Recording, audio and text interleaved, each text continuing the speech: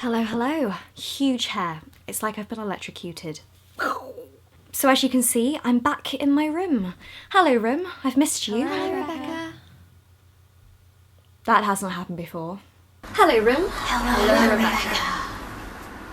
My goodness, I'm really off topic. So yeah, I flew home. This week I flew from Seattle to London Heathrow, and it was very confusing. When I left, the morning I left, it was bucketing it down with rain and cold in Seattle, and then when I arrived in the UK, I arrived to the heat wave.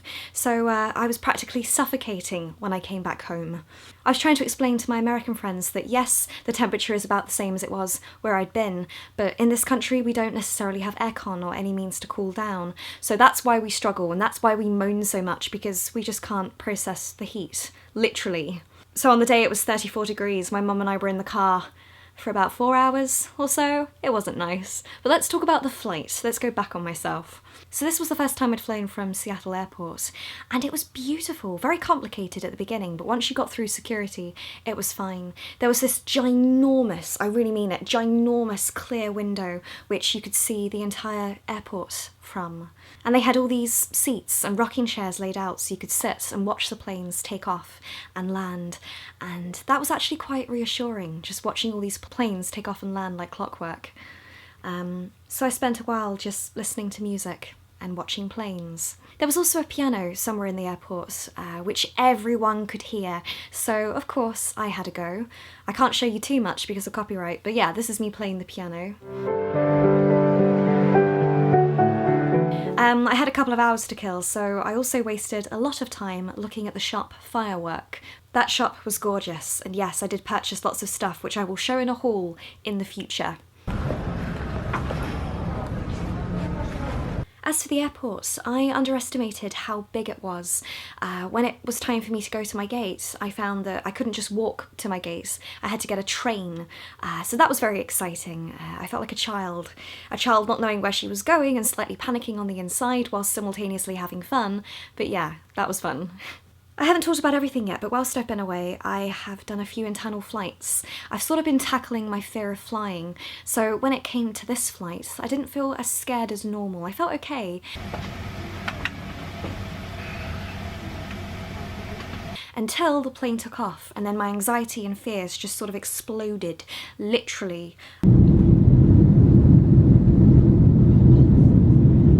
The takeoff wasn't very smooth. Let's just put it that way. One thing I did love about the takeoff was the fact that the sun was setting as we took off, and then just as we sort of went above the cloud belt, whatever it's called, I could see one of the volcanoes in Seattle, in Washington. The day before I'd gone to see Mount St. Helens, and it was covered with cloud, so to be able to see a volcano like that, finally, at the end of my trip, that was a big, big moment. So we had a very shaky start to the trip. And for the first half of the flight, there was just so much turbulence. Not just a little bit, I'm talking about day after tomorrow turbulence, to the point where the cabin crew looked worried. Someone told me that they reassured themselves when they fly by looking at the cabin crew. If the cabin crew look happy and okay, then everything's okay. But no, the cabin crew did not look happy. People's drinks were overflowing and being knocked over, stuff was falling from the stuff above. It was intense. I sound really overdramatic, but yeah, that's exactly what it was. The rest of the flight wasn't as intense as the first half, probably because I slept as much as I could to distract myself from what was going on. The landing didn't feel as good either.